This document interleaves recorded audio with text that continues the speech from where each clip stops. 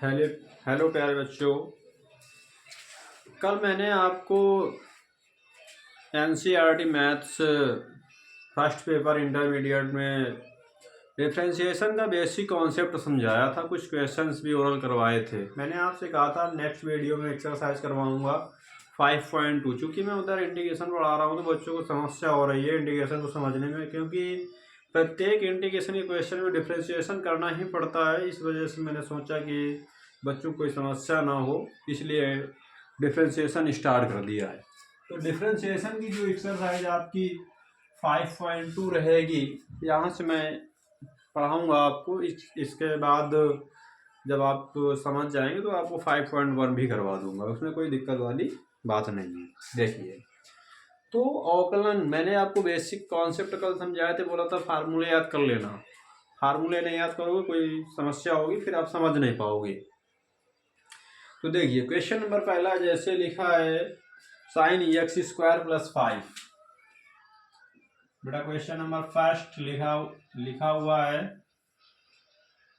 Sign x square plus 5। ये है बेटा अवकलन। क्या है? अवकलन। इंटीग्रेशन में मैं आई के बराबर मानता था, अवकलन में किसी चर वैल्यू के सापेक्ष मानूंगा। यहाँ पर वाई बराबर साइन एक्स स्क्वायर प्लस 5 मान लीजिए। अब क्या करेंगे? फलन का एक्स के सापेक्ष अवकलन करेंगे। तो differentiation with respect to x, तो ये d d x of y, ये बेटा होगा d d x of sine x square plus 5। आई बात समझ में? किसी भी फलन का अवकलन करने के लिए उसको इस रूप में लिखा जाता है। बात समझ गए? अब देखिए ये हो जाएगा डी वाई बटे डी एक्स। अब देखिए कभी भी अवकलन हो या समाकलन हो, उसे मेन फॉर्मेट में कन्वर्ट करना पड़ता है। जब तक क्वेश्चन को मेन फॉर्मेट में कन्वर्ट नहीं करोगे तब तक उसका ना तो इंटीग्रेशन होगा ना तो डिफरेंशिएशन होगा। साइन एक्स का डिफरेंशिएशन मैंने बताया cos x होता है, ना कि साइन एक्स स्क्वायर प्लस 5 का, है ना। तो सबसे पहला काम क्या होगा, एक्स स्क्वायर प्लस 5 को आप x के बराबर एज्यूम कीजिए।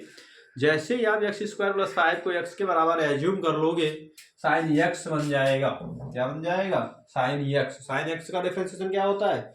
cos x होता है बेटा। तो ये क्या हो जाएगा बेटा? cos x। x है क्या? X square plus 5।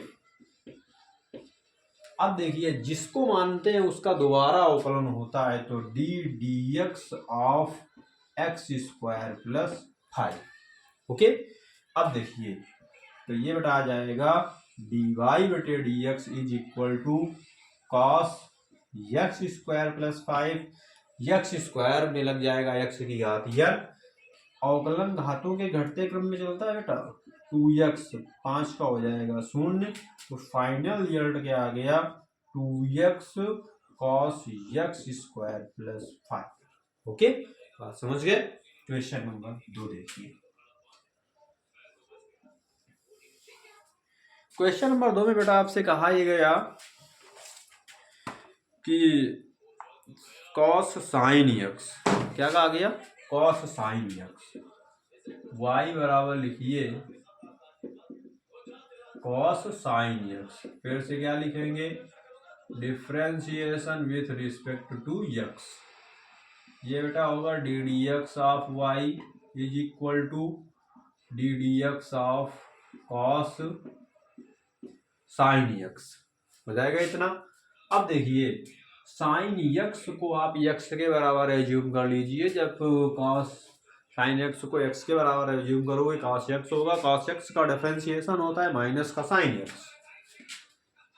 तो ये हो जाएगा बेटा डी वाई बटे D x minus sine x है क्या? साइन एक्स है। D of D x sine x, दोबारा अवकलन करना पड़ेगा जिसको मानते हैं। तो ये आ जाएगा बेटा डी वाई बटे D x is equal to minus sine x. Sine x का हो जाएगा cos x। तो ये इसका फाइनल रिजल्ट हो जाएगा। आई बात समझ में? क्वेश्चन नंबर 3 देखिए बेटा, ए x plus B, sign a x plus B लिखा हुआ है ना। देखिए जब कभी भी ऐसा अवकलन करना पड़े आपको तो फिर से लिखिए differentiation with respect to x, d d x of y, d d x of sine a x plus b, इतना लिख देंगे।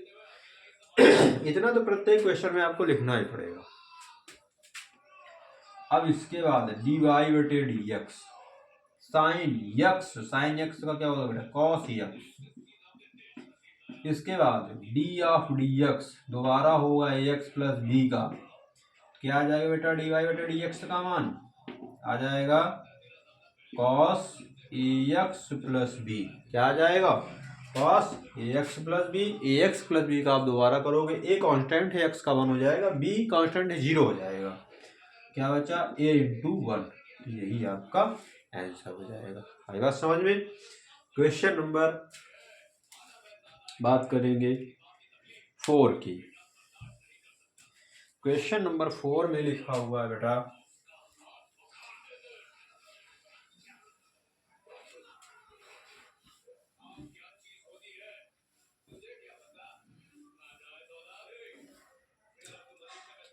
क्वेश्चन नंबर 4, क्वेश्चन नंबर 4 में लिखा गया सेक tan रूट एक्स। देखिए differentiation with respect to x. एक बात मैंने आपको और बताई थी कल जब बेसिक कॉन्सेप्ट समझा रहा था कि किसी भी फंक्शन का डिफरेंशिएशन तब तक चलता है जब तक कि फलन की वैल्यू 1 ना प्राप्त हो जाए। अगर आपने उसे बीच में ऐसे ही छोड़ दिया तो क्वेश्चन आपका फिर गलत हो सकता है, समझ रहे हैं ना।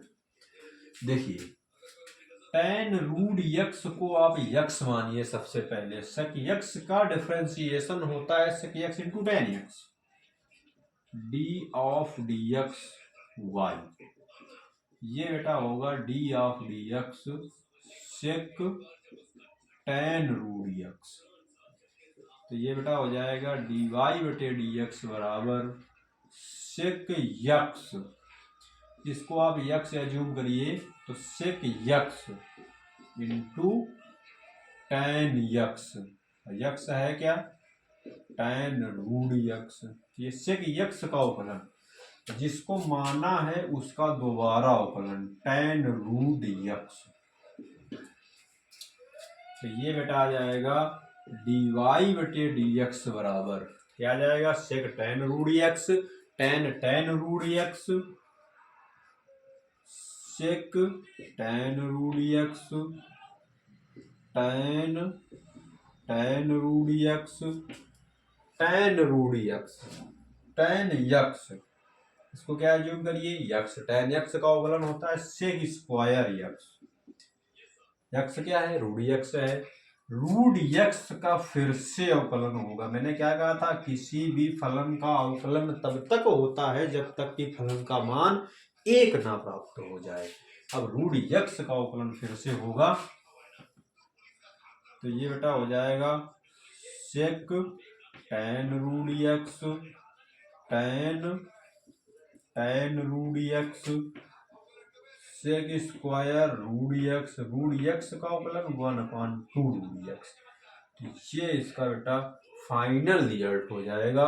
अब यक्स की घात 1/2 एक्स की घात n का फॉर्मेट लगा हुआ है, n एक्स की घात n-1 हो जाता है। ओके, इस तरीके से फलन का मान 1 प्राप्त हो गया, क्योंकि अब यक्स बचा, यक्स का करोगे तो 1 हो जाएगा, 1 का करोगे तो 0 हो जाएगा। मैंने आपसे बताया था जब फलन का अवकलन 0 प्राप्त होने लगे वहीं से अवकलन करना बंद कर दो। मान लीजिए फलन का मान 1 हो गया, ये बात समझ में। क्वेश्चन नंबर 5 की बात करोगे बेटा, क्वेश्चन नंबर 5 में लिखा हुआ है sine a x plus b बटे cos c x plus D.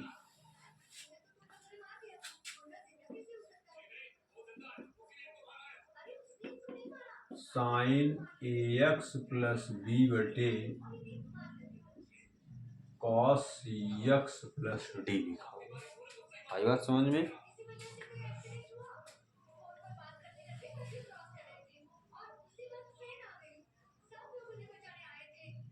देखो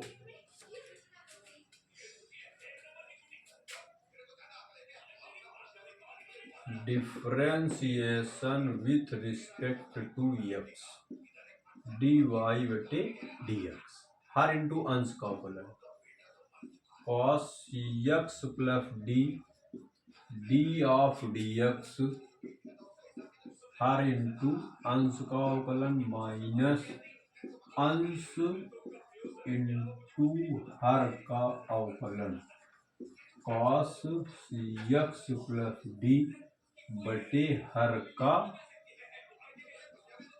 वर्ग। ठीक, अब इसको समाकलित कर लीजिए dy बटे dx। देखिए अंश बटे हर का जो डिफरेंशिएशन होता है हर इंटू अंश का अवकलन माइनस अंश इंटू हर का अवकलन बटे हर का वर्ग होता है। cos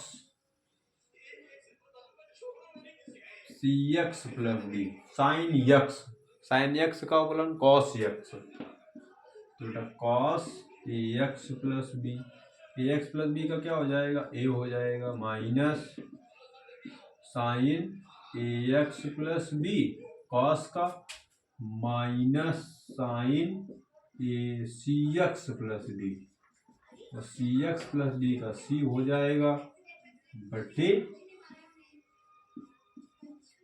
cos cx plus D पूरे का होल स्क्वायर।